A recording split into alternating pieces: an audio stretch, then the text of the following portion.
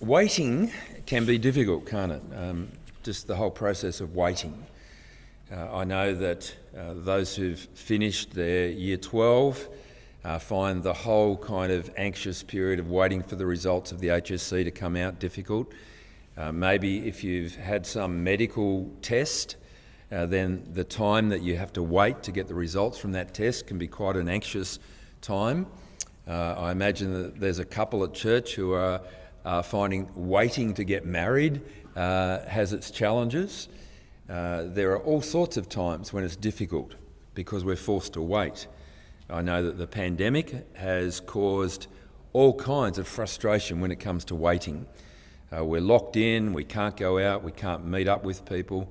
I feel for those who were kept in foreign countries, unable to return to Australia, up to 2 years before they could connect again with family and with friends. And maybe you know people like that. The waiting, and the waiting when you don't know how long you're going to have to wait for, it can be quite difficult. If you know, then you can count down the days, you can count down the years, you know what to expect. But I think waiting can be difficult for us as Christians as well. We live in the time between the first coming of Jesus and the second coming. We are Christians who wait. We're waiting for Jesus to come back. We're waiting for God to put all things right. We're waiting for the time when there'll be no more pain and suffering and death. And for many of us, it might well be that we meet Jesus after we die, if Jesus doesn't return beforehand. Waiting is difficult, and waiting was difficult for the people of Israel. They were captive in a foreign land, and we're going to be reading about this, and they're looking forward to things being better. And we discover when we open the book of Exodus that God is continuing his plan.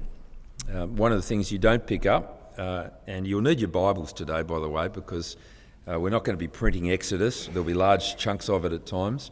We do have some Bibles as well, so we might grab them out of the trailer at some point and make them available. One of the things that you won't pick up in the English is that the book of Exodus actually starts with the word "and." So throw out what you got taught from your English teacher. Don't start a sentence with the word "and." You can start a sentence, you can even start a book. The book of Exodus starts with the word "and," and that shows us that we need to know something of what's gone before. So I want to paint a little bit of a picture and to look at what's gone into Genesis, particularly around the promises and the plans of God. And I've printed them out for you, just in brief form, on your handout. So first of all, when God creates, in Genesis chapter 1, he makes people who are in his image. And we read in Genesis chapter 1 that God created mankind in his own image. In the image of God he created them. Male and female he created them. And God blessed them, and he said to them, "Be fruitful and increase in number. Fill the earth and subdue it."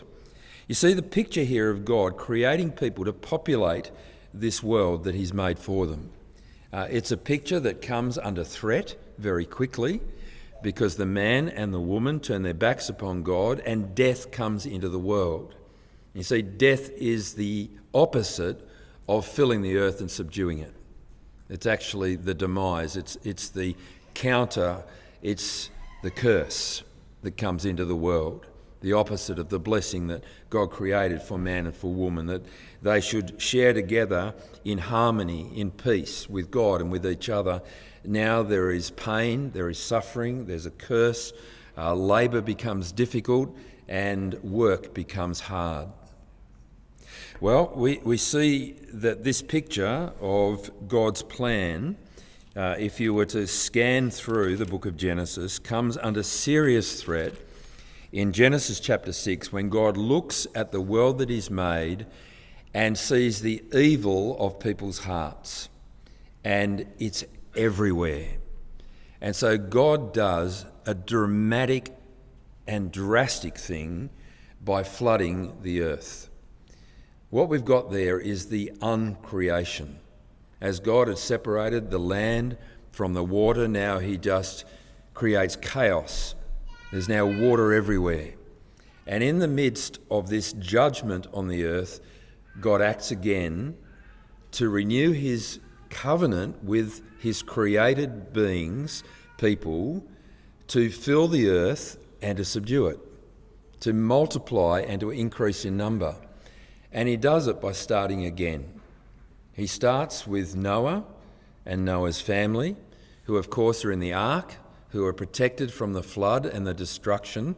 And then when you pick it up after the flood starts to subside, you can read in Genesis chapter 9 and verse 15, "I will remember my covenant between you and all the living creatures of every kind. Never again will the waters become a flood to destroy all earth. Whenever the rainbow appears in the clouds, I will see it and remember the everlasting covenant between God and all the living creatures of every kind on the earth." Here's just a little side plug. Here I am wearing a Bonnie Hills t-shirt, a rainbow. I think we need to recapture the rainbow.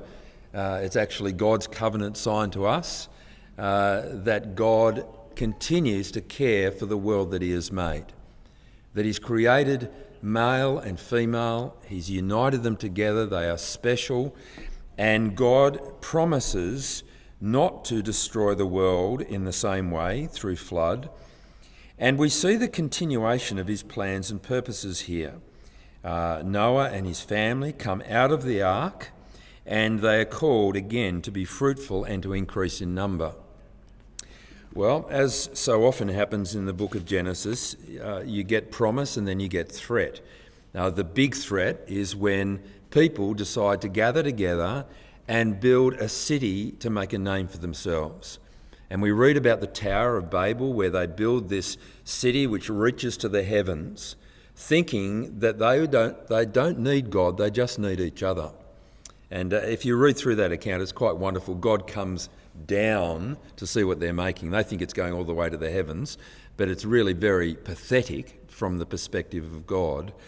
But because of this human enterprise of uniting together against God, God separates all the people. He scatters them and he confuses them by giving people different languages. But he doesn't give up. And so in Genesis chapter 12, the action starts to focus on one man and then his family tree. So in Genesis chapter 12, verse 1, "The Lord has said to Abram, 'Go from your country, your people, and your father's household to the land that I will show you. I will make you into a great nation, and I will bless you. I will make your name great, and you will be a blessing. I will bless those who bless you, and whoever curses you I will curse, and all the peoples on earth will be blessed through you.'" Friends, if you're not familiar with this passage, then this is one of the foundation pieces of the Bible. This is the promise on which the rest of the Old Testament stands. And you'll find it picked up in the New Testament as well. And we'll build on it as we keep working our way through. But God makes a distinctive promise to Abram, who becomes Abraham. A promise to give him a land, a special place, the promised land. He promises to make him into a great nation while he and his wife are quite elderly and don't have any children. And he promises to bless the whole world through Abram. Now, you can read the challenges of this and so on, but keep that in mind. God promises a land, he promises a great nation, and he promises great blessing to all peoples on earth. Fast forward to Genesis chapter 15, and we'll pick it up in verses 5 and 6. God takes Abram outside and says, "Look up at the sky and count the stars, if indeed you can count them." And then he said to him, "So shall your offspring be." Abraham believed the Lord, and he credited it to him as righteousness. Now again, at this time, no kids. Well, no kids according to the promise that God has made, that there will be a kid, that there will be a great nation. So God is telling Abram to trust him because he's going to keep his promise, even though he doesn't have yet an heir to the promise. He's told to look up at the sky and see that I'm going to bless you with a great nation as big as the stars are in the sky. It's an extraordinary promise. Hold on to that. And then we work our way through Genesis. You get to read about Abraham and his family. You get to read about Isaac and his family. You get to read about Jacob and his 12 sons. And particularly the last 13 chapters of Genesis are focused on one son who was, well, a little bit of a pain in the backside, Joseph. He had dreams, and the dreams annoyed his brothers. And so they fake his death. They tell the father that he's been killed. They sell him to slavery, and then you can read that he's taken by slave traders into the nation of Egypt.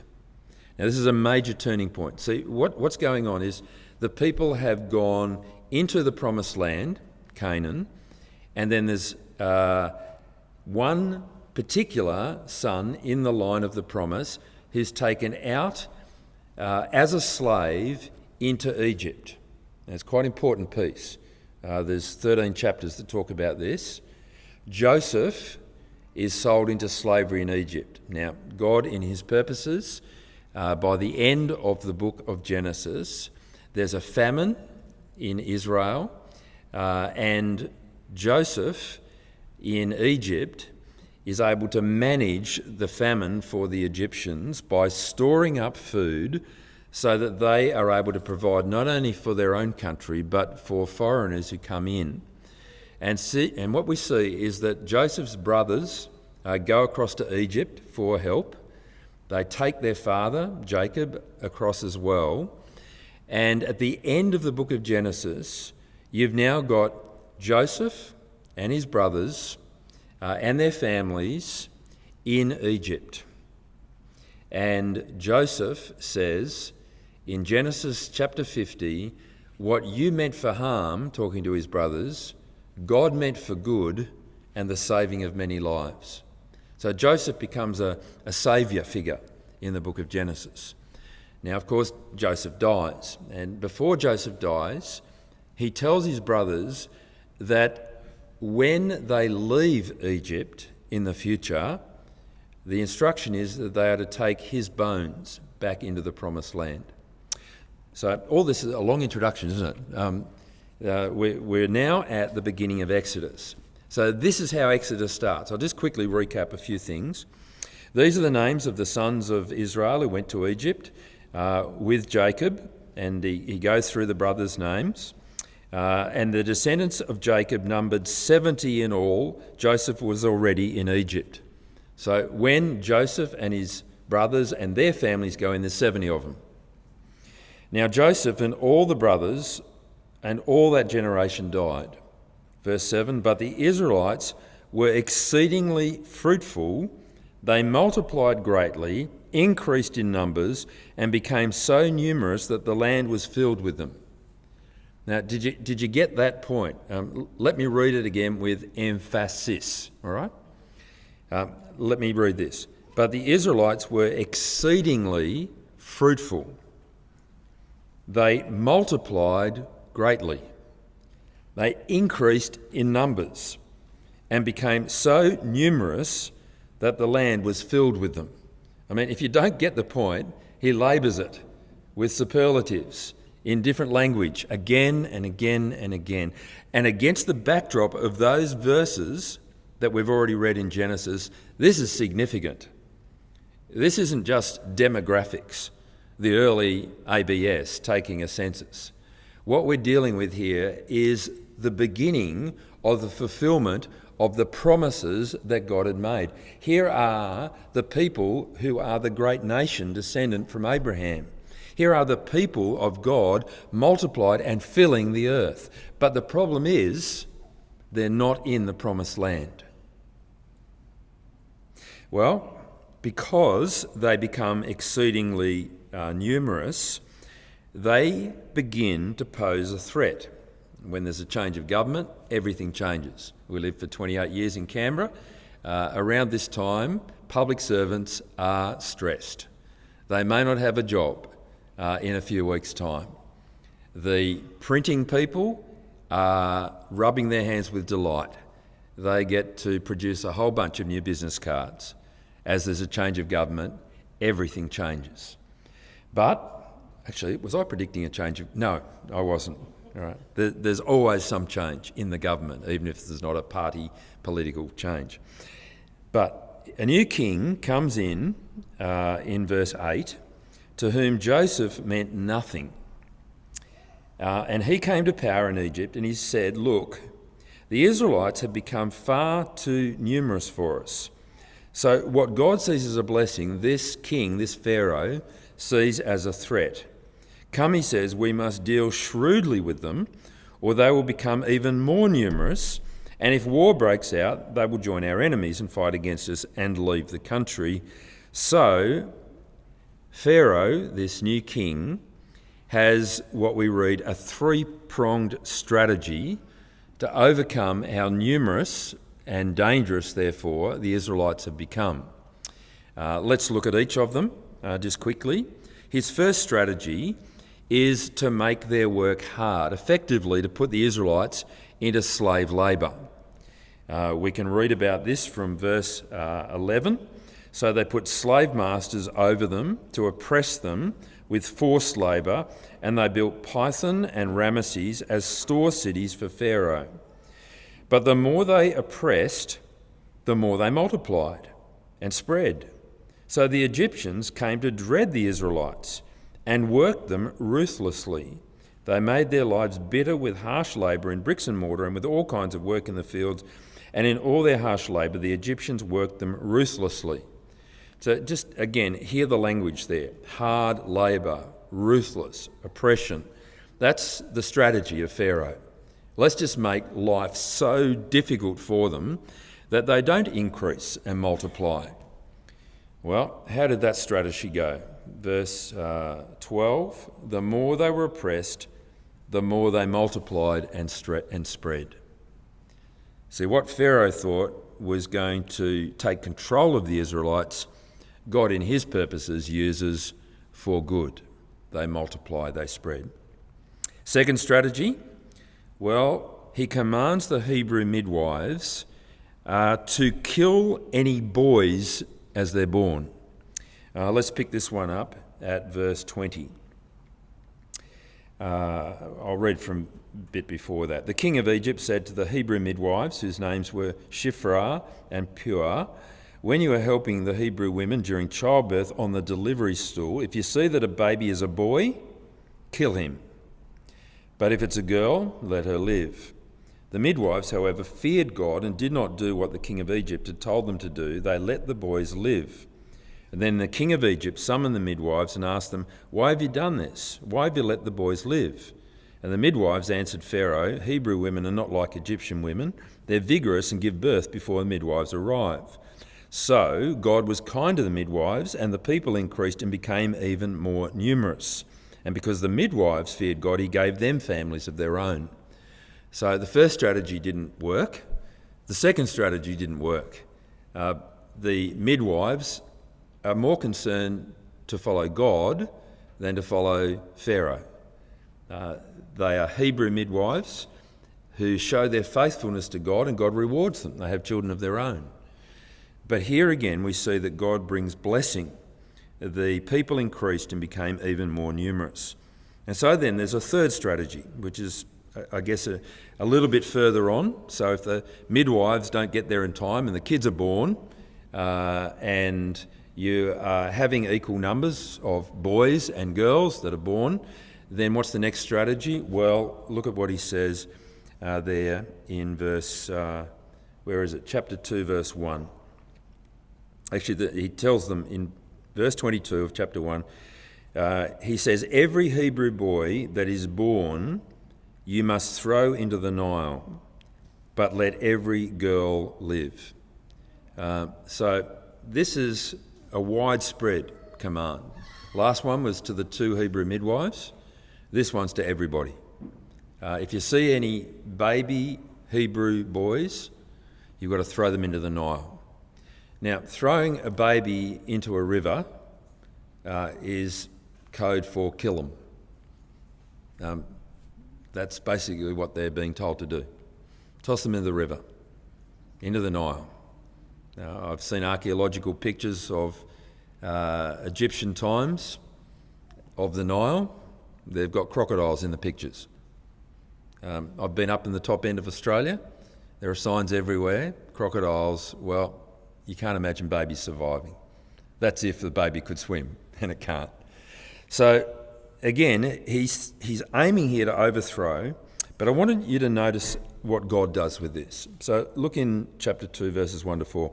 Now, a man of the tribe of Levi married a Levite woman. So, descendants of one of Joseph's brothers, Levi, the husband and the father, and the husband and the wife, mother and father.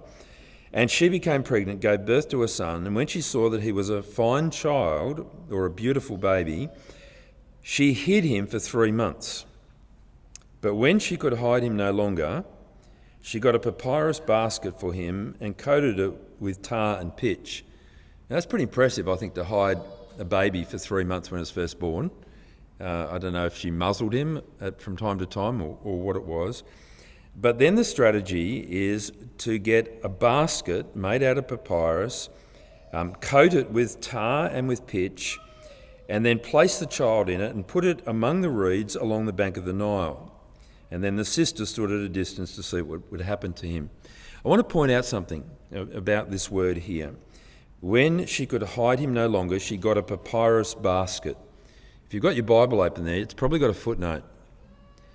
And the footnote to papyrus basket says the Hebrew can also mean ark, as in Genesis chapter 6 and verse 14.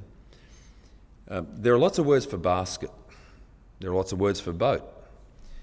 But this word only occurs here and in relation to Noah's family's boat that housed all the two of every kind. I wonder whether we are meant to see that connection. As God brought judgment and salvation through the flood and the ark with Noah, so now there will be judgment and salvation through the ark and the one in the ark, who is Moses. Well, it's a delightful story that you can read on, involving the sister of Moses and Moses' mother. I'll pick it up at verse 7. Then his sister, actually I'll go back a bit. I'll read verse 5, it's so good. The Pharaoh's daughter went down to the Nile to bathe, and her attendants were walking along the riverbank, and she saw the basket among the reeds and sent her female slave to get it. And she opened it and saw the baby. He was crying, and she felt sorry for him.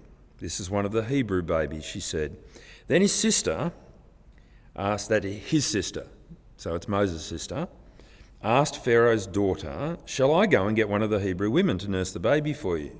"Yes, go," she answered. So the girl went and got the baby's mother. Pharaoh's daughter said to her, "Take this baby and nurse him for me, and I will pay you." So the woman took the baby and nursed him. It's a delightful irony, isn't it? That here the baby is effectively being tossed into the river, obeying Pharaoh's command, and yet Pharaoh's own daughter now pays Moses' own mother to feed him and raise him. And then as it continues, the child grows older and gets taken by his mother to Pharaoh's daughter and becomes her son. And she named him Moses, saying, "I drew him out of the water." Well, we're going to leave it at this point, and I just want to pick up on a number of things that we see here. You can read through the rest of the account, and as we look through Exodus, we won't touch on every verse in every section. You can read the account of Moses growing, reaching a certain age. If you want a commentary, by the way, on this, Acts chapter 7. Acts chapter 7 is Stephen's speech before he's stoned to death, and he gives a whole historical commentary on the story of Moses.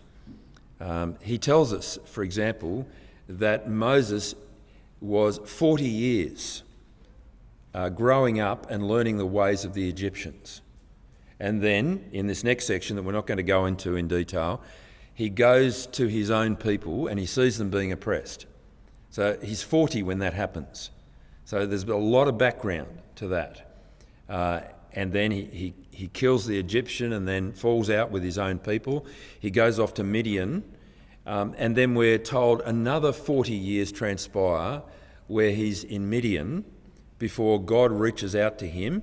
And we move into chapter 3 with the burning bush. So if you've got a children's Bible in your head where you've got this young bloke called Moses who beats up somebody and kills them and then races off and meets a young bride and then goes and straight back to Pharaoh and then leads the people through the wilderness, he's a lot older than that. He's about 80 when he acts to save the people. And we'll get to that. A bit like Daniel, wasn't it? We forgot how old Daniel was when he was in the lion's den, that he was at least 80.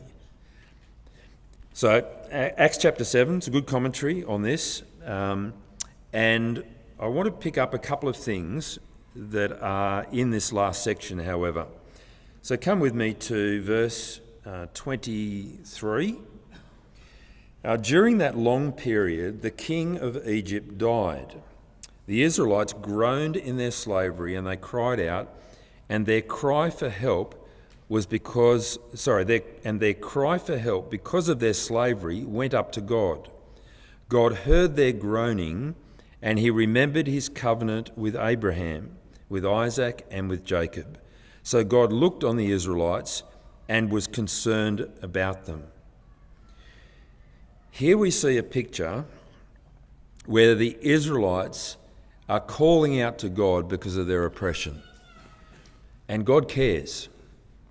He hears their groaning and he looks on them favourably, and we're going to see the outworking of this in the chapters that follow. But I want to connect this back to the promises of God before we go any further. And so come with me back to Genesis chapter 15. So this is in Genesis 15, we've got, that's the passage where Abraham's told to look up at the sky and see that his descendants are going to be like the stars. But if we were to read on and come down to verse 12, as the sun was setting, Abram fell into a deep sleep, and a thick and dreadful darkness came over him. Then the Lord said to him, "Know for certain that for 400 years your descendants will be strangers in a country not their own, and that they will be enslaved and mistreated there. But I will punish the nation they serve as slaves, and afterwards they will come out with great possessions. You, however, will go to your ancestors in peace and be buried at a good old age." It's very easy to gloss over that statement. It kind of doesn't mean much at the time, and I wonder whether it meant that much to Abraham when it was first given. But if we come into Exodus and look back at that, wow, God had promised that this would happen. In God's plans and purposes, he shaped the whole proceedings where Joseph was sold into slavery and Joseph provided salvation for his own people. And now we're going to see God remembering his covenant promises and respond to the groaning of the Israelites favourably by raising up Moses to draw them out of Egypt to worship him. God had that planned. It didn't catch him by surprise. But for 400 years they had to wait. And the waiting can be difficult. Well, let me point to some lessons I think that we can take from this. The first is this, that God always keeps his promises. If you read the Bible, particularly the Old Testament at this point, if you read the Bible, seeing the promises that God has made and looking to find answers to those promises, you will on every occasion. God always keeps his promises. In 2 Corinthians chapter 1 and verse 20, it says, "For no matter how many promises God has made, they find their yes, their amen in Christ." So the focal point of all of God's promises, even the promises to Abraham and to Isaac and to Jacob, promises made to Moses, promises made to his people, promises through David and through Solomon and through the prophets, they all find their yes in Jesus. So you and I might be tempted to think, well, why does God allow all this to happen? Why doesn't he just come back and fix it all up? Why do we have to wait so long for the return of Jesus? And in 2 Peter chapter 3 and verse 9, we read that God is not slow as some people understand slowness. God is actually about keeping his promise. For in God's ways, 1,000 years are like a day. And God isn't slow in keeping his promise because he's delaying so as to give people time to turn back to him. That's what he's doing. You see, if God had come back 5 years ago, there'd be some of us who would not have met Jesus. If Jesus had returned 10 years ago, there'd be some of us who wouldn't be right with God. So God is patient and he's delaying coming back. It's painful, it's hard, but he's doing that so that people can turn back. God always keeps his promises. Second thing I think that we see here is that God works through weakness. It's incredible, isn't it? The might of Pharaoh. And if you want to remember how mighty he was, did you notice the reference there to building the cities of Pithom and Ramesses? This is the time of the pyramids, the time of the Sphinx, the might and the architectural genius that can put all of this incredible stuff together in Egypt, some of which still stands today, gets thwarted by 2 Hebrew midwives, by the Pharaoh's own daughter, by Moses' sister and Moses' mother. I think it's quite ironic that he wants to kill all the boys when it's 5 girls that show him up. You see, God's way is always to work through weakness. And if you want to see that expressed so clearly, then you look to the cross. There is the crucified Messiah. And yet, what we see as weakness, God demonstrates his power. It seems foolish, but it's wise. It's actually God's means of salvation. So God always keeps his promises. God works through weakness. And finally, I think this is a passage that reminds us to keep trusting in Jesus. And I think it reminds us to keep trusting in Jesus because of the book of Hebrews. And I'd like to finish by reading to you from Hebrews chapter 11. Has it suddenly got really quiet? What was it? Oh, the louvers shut. Yeah, because the sun went down. Okay. Well, listen to this, right? I'm going to read to you from that delightful faith chapter of Hebrews 11. By faith, Moses' parents hid him for 3 months after he was born because they saw he was no ordinary child and they were not afraid of the king's edict. So the Levite, mother and father, they're a model to us of faith. By faith, Moses, when he'd grown up, refused to be known as the son of Pharaoh's daughter. He chose to be mistreated along with the people of God rather than to enjoy the fleeting pleasures of sin. He regarded disgrace for the sake of Christ as of greater value than the treasures of Egypt because he was looking ahead to his reward. By faith he left Egypt. Not fearing the king's anger, he persevered because he saw him who is invisible.